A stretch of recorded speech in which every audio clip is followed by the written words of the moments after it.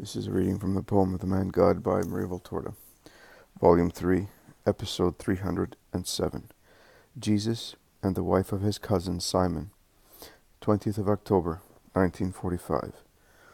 Jesus, with Simon Zealot and Margim, goes through Nazareth towards the country, stretching towards Cana, and he crosses his skeptical, hostile town, along the more central streets, and cuts diagonally across the market square, crowded in the early morning.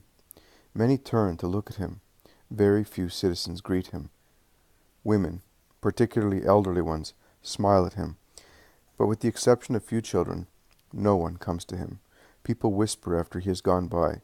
Jesus certainly sees everything, but pretends he does not. He speaks to Simon, or to the boy who is between them, and proceeds on his way. They are now at the last houses. A woman about 40 years old is on the doorstep of one of them. She seems to be waiting for someone. When she sees Jesus, she makes the gesture of moving. Then she stops and lowers her head, blushing. She is a relative of mine.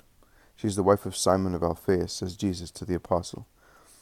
The woman seems to be on tenterhooks, overwhelmed by clashing sentiments. She changes color, raises and lowers her head, and her face expresses a keen desire to speak, which is restrained by some reason. "Peace to you, Salome," greets Jesus when he arrives near her. The woman looks at him as if she were surprised at the kindness in the voice of her relative, and she replies, blushing even more. Peace to a lump in her throat prevents her from ending the sentence. She hides her face in her folded arm and weeps desolately, leaning against the doorpost. "Why are you weeping thus, Salome? Is there anything I can do to console you? Come here, round the corner, and tell me what the matter is."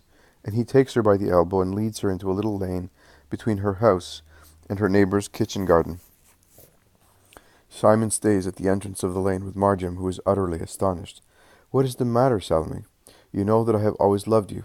I have always loved you all, and I still love you. You must believe that, and trust me." She stops weeping now and again, as if she wanted to listen to those words and understand their true meaning. Then she resumes, weeping more loudly, uttering disconnected words. "Yes, we, but not I, not even Simon, but he is more foolish than I am. I said, 'Call Jesus,' but the whole village is against us, against you, me, and my boy." When she touches the tragical point, her weeping becomes tragical too. She writhes and moans, striking her face, as if she were mad with grief. Jesus grasps her hands, saying, "Don't do that. I am here to comfort you. Speak, and I will do everything." The woman looks at him with eyes wide open with astonishment and grief. But hope gives her energy to speak, and to speak in an orderly way. "Will you have mercy on me, even if Simon is guilty? Will you? Oh, Jesus, you save everybody. My boy, Alphaeus, the last one, is ill. He is dying. You loved Alphaeus. You used to carve toys and wood for him. You lifted him up that he might pick the grapes and figs of your trees. And before you left to travel about, you used to teach him so many good things. Now you would not be able. He is as good as dead. He will never eat grapes or figs again. He will never learn anything." And she weeps her heart out again. "Salome, be good. Tell me, what is the matter with him?" "He is seriously ill with stomach trouble. He has been shouting, suffering terribly, and delirious for days. Now he does not speak any more. He is like one whose head has been struck. He moans, but does not answer. He can hardly moan. He is deathly pale, and his body is getting cold. For days I have begged Simon to come to you, but, oh, I have always loved him, but now I hate him, because he is a fool, and for a foolish idea he is allowing my son to die. But if he dies, I will go away. I will go back to my house with the other children. He is not capable of being a father at the right moment, and I am defending my children.